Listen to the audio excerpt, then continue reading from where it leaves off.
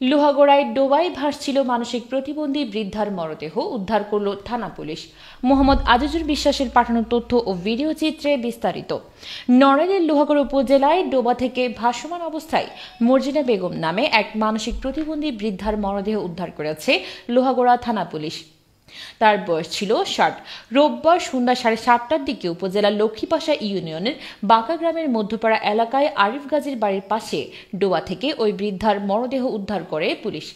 বৃদ্ধা মর্জিনা বেগম উপজেলার লক্ষ্মীপাশা ইউনিয়নের বাঁকা পূর্বপাড়া গ্রামের মৃত তোবারিশ শেখের মেয়ে।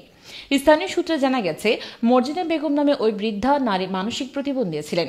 গত বৃহস্পতিবার রাতে বাঁকা পূর্বপাড়া গ্রামে নিজ বাড়ি থেকে বেরিয়ে তিনি নিখোঁজ হন। পরে স্বজনরা তাকে বিভিন্ন স্থানে খোঁজাখুঁজি করেন ও উপজেলার সকল এলাকায় মাইকিং করেন, তবে তার সন্ধান মেলেনি।